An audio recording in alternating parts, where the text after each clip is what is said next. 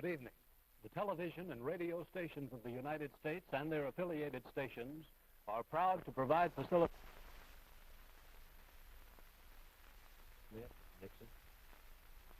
In the election of 1860, Abraham Lincoln said the question was whether this nation could exist half slave or half free.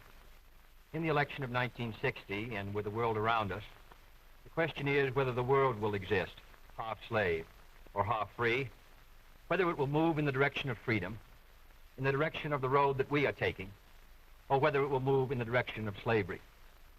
I think it will depend in great measure upon what we do here in the United States, on the kind of society that we build, on the kind of strength that we maintain.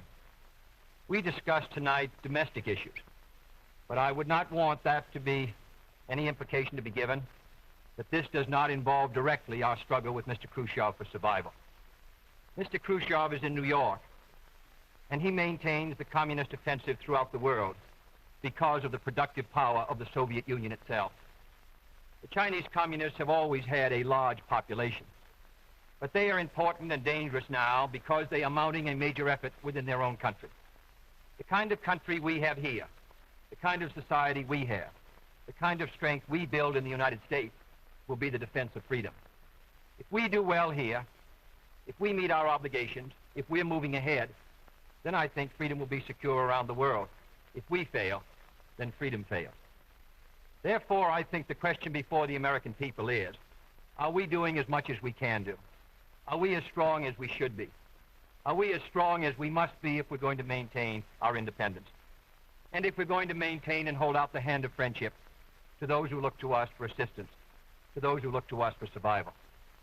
I should make it very clear that I do not think we're doing enough, that I am not satisfied as an American with the progress that we're making. This is a great country, but I think it could be a greater country. And this is a powerful country, but I think it could be a more powerful country. I'm not satisfied to have 50% of our steel mill capacity unused. I'm not satisfied when the United States had last year the lowest rate of economic growth of any major industrialized society in the world, because economic growth means strength and vitality. It means we're able to sustain our defenses. It means we're able to meet our commitments abroad. I'm not satisfied when we have over $9 billion worth of food, some of it rotting, even though there is a hungry world, and even though 4 million Americans wait every month for a food package from the government, which averages 5 cents a day per individual. I saw cases in West Virginia, here in the United States, where children took home part of their school lunch in order to feed their families, because I don't think we're meeting our obligation towards these Americans. I'm not satisfied when the Soviet Union is turning out twice as many scientists and engineers as we are. I'm not satisfied when many of our teachers are inadequately paid, or when our children go to school part-time shifts. I think we should have an educational system second to none. I'm not satisfied when I see men like Jimmy Hoffa in charge of the largest union in the United States, still free. I'm not satisfied when we are failing to develop the natural resources of the United States to the fullest.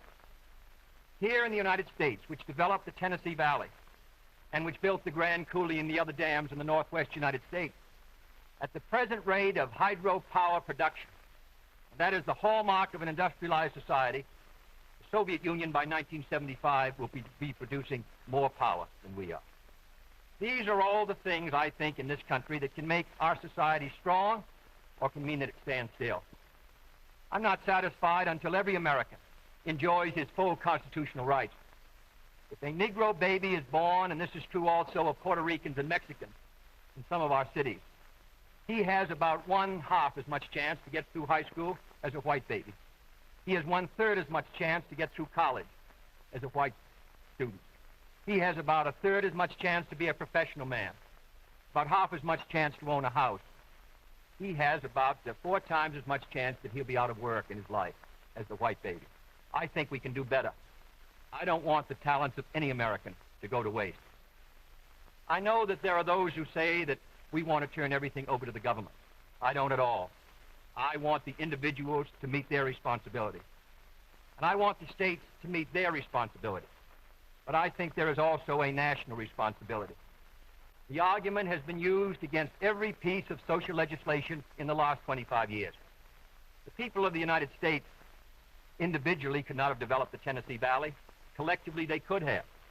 A cotton farmer in Georgia, or a peanut farmer, or a dairy farmer in Wisconsin or Minnesota, he cannot protect himself against the forces of supply and demand in the marketplace, but working together in effective governmental programs, he can do so. 17 million Americans who live over 65 on an average Social Security check of about $78 a month. They're not able to sustain themselves individually, but they can sustain themselves through the Social Security system. I don't believe in big government, but I believe in effective governmental action. And I think that's the only way that the United States is going to maintain its freedom. It's the only way that we're going to move ahead. I think we can do a better job. I think we're going to have to do a better job if we are going to meet the responsibilities which time and events have placed upon us. We cannot turn the job over to anyone else. If the United States fails, then the whole cause of freedom fails. And I think it depends in great measure on what we do here in this country. The reason Franklin Roosevelt was a good neighbor in Latin America was because he was a good neighbor in the United States. Because they felt that the American society was moving again. I want us to recapture that image. I want people in Latin America and Africa and Asia to start to look to America, to see how we're doing things, to wonder what the President of the United States is doing, and not to look at Khrushchev or look at the Chinese communists. That is the obligation upon our generation. In 1933, Franklin Roosevelt said in his inaugural that this generation of Americans has a rendezvous with destiny. I think our generation of Americans has the same rendezvous. The question now is, can freedom be maintained under the most severe attack it has ever known? I think it can be. And I think in the final analysis, it depends upon what we do here. I think it's time America started moving again. And now the opening statement by Vice President Richard M. Nixon. Smith, Senator Kennedy, the things that Senator Kennedy has said, many of us can agree with. There is no question but that we cannot discuss our internal affairs in the United States without recognizing that they have a tremendous bearing on our international position.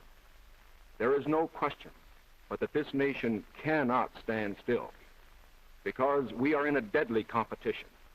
A competition not only with the men in the Kremlin, but the men in Peking. We're ahead in this competition, as Senator Kennedy, I think, has implied. But when you're in a race, the only way to stay ahead is to move ahead.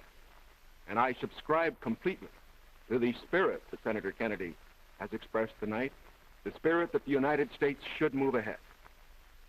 Where then do we disagree? I think we disagree on the implication of his remarks tonight and on the statements that he has made on many occasions during his campaign to the effect that the United States has been standing still. We heard that later. Looking then to this problem of how the United States should move ahead and where the United States is moving, I think it is well that we take the advice of a very famous campaigner. Let's look at the record. Is the United States standing still? Is it true that this administration, as Senator Kennedy has charged, has been an administration of retreat, of defeat, of stagnation? Is it true that as far as this country is concerned, in the field of electric power, in all of the fields that he has mentioned, we have not been moving ahead? Well, we have a comparison that we can make. We have the record of the Truman administration of 7.5 years and the 7.5 years of the schools. We have built more schools in these last 7.5 years than we built in the previous 7.5, for that matter, in the previous 20 years. Let's take hydroelectric power. We have developed more hydroelectric power in these 7.5 years than was developed in any previous administration in history. Let us take hospitals. We find that more have been built in this administration than in the previous administration. The same is true of there's been more growth in this administration than in its predecessor. But let's not put it there.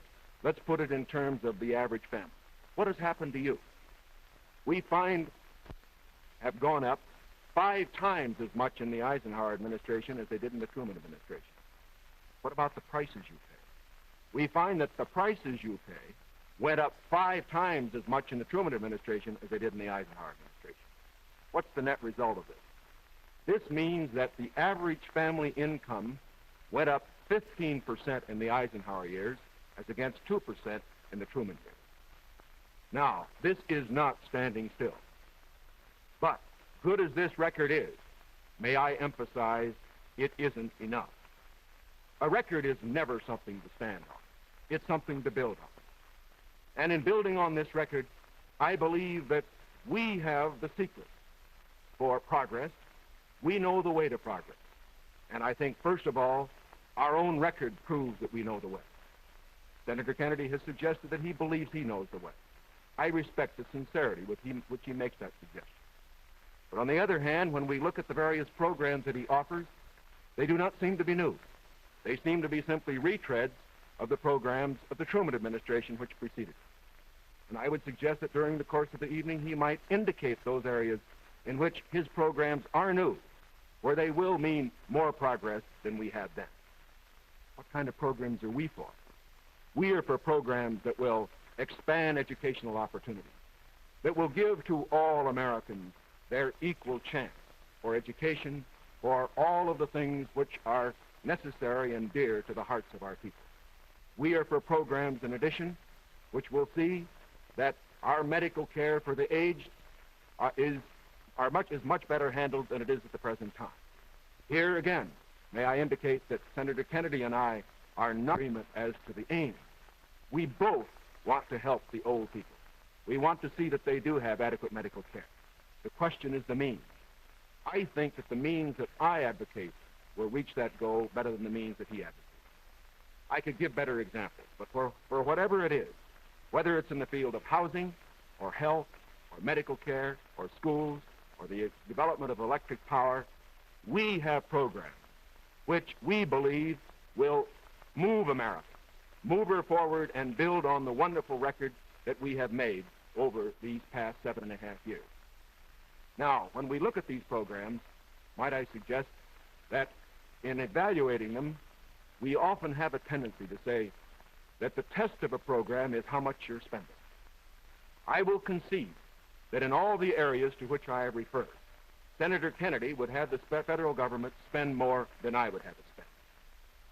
I costed out the cost of the Democratic platform. It runs a minimum of $13.2 billion a year more than we are presently spending to a maximum of $18 billion a year more than we're presently spending. Now, the Republican platform will cost more, too. It will cost a minimum of $4 billion a year more, a maximum of $4.9 billion a year more than we're presently spending. Now, does this mean that his program is better than ours? Not at all. Because it isn't a question of how much the federal government spends. It isn't a question of which government does the most. It's a question of which administration does the right thing. And in our case, I do believe that our programs will stimulate the creative energies of 180 million free Americans. I believe the programs that Senator Kennedy advocates will have a tendency to stifle those creative energies. I believe, in other words, that his programs would lead to the stagnation of the motive power that we need in this country to get progress. The final point that I would like to make is this. Senator Kennedy has suggested in his speeches that we lack compassion for the poor, for the old, and for others that are unfortunate. Let us understand throughout this campaign that his motives and mine are sincere. I know what it means to be poor. I know what it means to see people who are unemployed. I know Senator Kennedy feels as deeply about these problems as I do. But our disagreement is not about the goals for America, but only about the means to reach those goals. Thank you, Mr. Nixon. That completes the opening statements, and now the candidates will answer questions or comment upon one another's answers to questions put by correspondents of the networks. The correspondents. I'm Sandra Van Oker, NBC News. I'm Charles Warren, Mutual News. I'm Stuart Novin, CBS News. Bob Fleming, ABC News. The first question to Senator Kennedy from Mr. Fleming. Senator, the Vice President in his campaign has said that you are naive and at times immature. He has raised the question of leadership. On this issue, why do you think people should vote for you rather than the Vice President? The Vice President and I came to the Congress together in 1946. We both served in the Labor Committee. I've been there now for 14 years, the same period of time that he has, so that our experience in government is comparable. Secondly, I think the question is, what are the programs that we advocate? What is the party record that we lead? I come out of the Democratic Party, which in this century has produced Woodrow Wilson and Franklin Roosevelt and Harry Truman, and which supported and sustained these programs which I've discussed tonight. Mr. Nixon comes out of the Republican Party. He was nominated by it. And it is a fact that through most of these last 25 years, the Republican leadership has opposed federal aid for education, medical care for the aged, development of the Tennessee Valley, development of our natural resources. I think Mr. Nixon is an effective leader of his party. I hope he would grant me the same. The question before us is, which point of view and which party do we want to lead the United States?